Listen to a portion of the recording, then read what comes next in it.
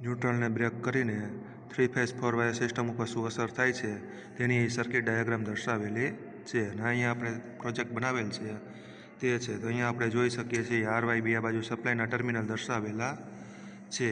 અહીંયા જે દર્શાવેલા છે 3 લેમ્પ આપેલા છે, દરેક ફેઝની સિરીઝમાં જોડેલા છે. તો અહીંયા R, Y ને B ફેઝમાં લેમ્પ આપેલા છે. અહીંયા આપણે જોઈ શકીએ છીએ A1, A2, A3 દર્શાવેલા છે.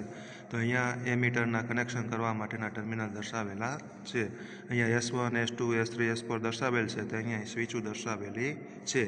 અને આ બાજુના જે ટર્મિનલ આપેલા છે A, B, C અને E તે ન્યુટ્રલને બ્રેક કરીને એટલે સ્વિચ બંધ કરીને વોલ્ટમીટરથી વોલ્ટેજનો અભ્યાસ કરીને ન્યુટ્રલને બ્રેક કરીને કેવી રીતે શું અસર થાય છે તે જાણી શકાશે.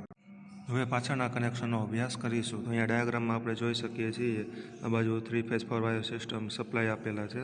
આ સપ્લાયના ટર્મિનલ છે. એની સિરીઝમાં લેમ્પ લાગેલા છે, એની સિરીઝમાં એમીટરના કનેક્શન છે, એની સિરીઝમાં સ્વિચો દર્શાવેલી છે અને એની સિરીઝમાં અહીંયા ટર્મિનલ દર્શાવેલા છે. તો આ બાજુ સપ્લાયના ટર્મિનલ દર્શાવેલા છે. તો એની સિરીઝમાં દરેક લેમ્પ દર્શાવેલા છે. અહીંયા L1 છે, અહીંયા L2 છે અને અહીંયા L3 છે. લેમ્પનો બીજો છેડો છે તે એમીટરના કનેક્શનમાં જાય છે. ત્યારબાદ એમીટરનો બીજો છેડો છે તે સ્વિચમાં જાય છે. તો અહીંયા આપણે જોઈ શકીએ છીએ. અને સ્વિચનો બીજો છેડો છે તે આ બાજુના ટર્મિનલમાં જાય છે. તો આવી રીતે કનેક્શન કરવામાં આવે છે. હવે આગળના વિડીયોમાં આપણે પ્રેક્ટિકલ કરીને સ્ટડી તેનો કરીશું.